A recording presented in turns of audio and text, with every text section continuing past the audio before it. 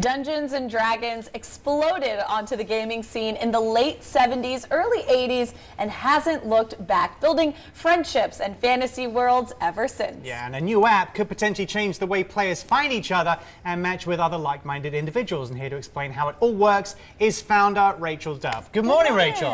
Good morning. How Good you morning. Very good. Thank you so much for having me That's here. a pleasure. Of course. Now I'm concerned that Jessica and I are actually not real, and you're in the middle of a game at home with someone, and someone is the master of the board and telling a story about being on a game show or a morning chat show. Well, way to call me out. You ruined the bit. Really? No. Okay.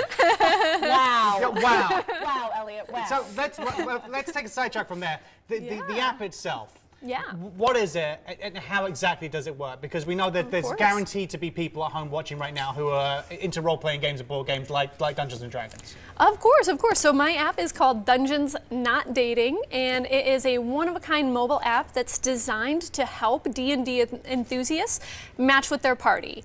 So for D&D to operate smoothly and be an enjoyable experience, you typically need around 4 to 7 people at your table.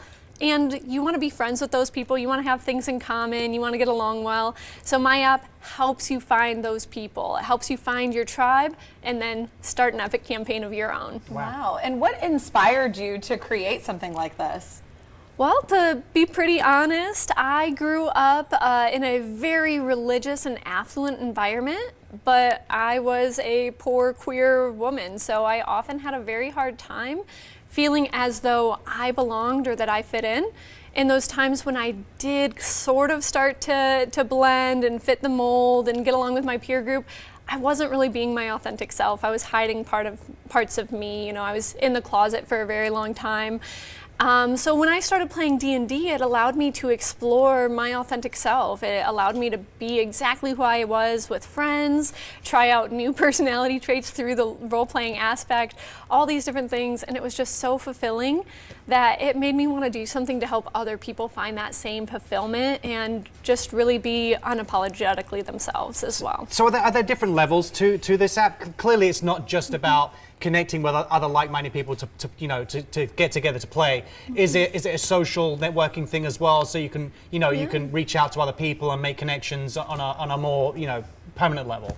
Yeah. So the entire purpose is to help people not just play the game, but to forge real, lasting, meaningful connections. So really to find your tribe and to thrive. Mm-hmm. So we do have a group chat feature in there, and a lot of folks also said, but what if we use it for dating? You know what? Sure. If you find the love of your life on there, more power to you. Yeah. So That's yeah. great. Exactly. Why is there a need, do you feel, for this platform specifically? What sort of gaps is it filling in that community?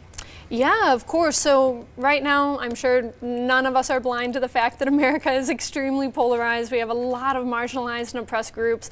So this app is really to help those folks fit in and find their people. So anyone who's sort of on the outskirts or feels other, like myself, queer or a person of color or neurodivergent, right now their only option is really to go online to things like Facebook forums or Reddit threads and say, hey, does anyone have a space for me? Does anyone have an opportunity for me to play?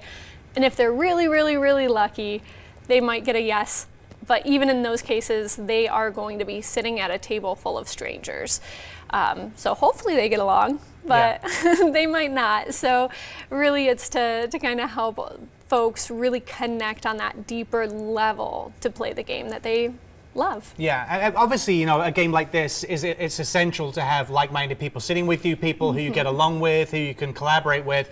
That's the initial, obviously, foundation for the app. But what are your long-term goals for it? Where do you envision this moving forwards?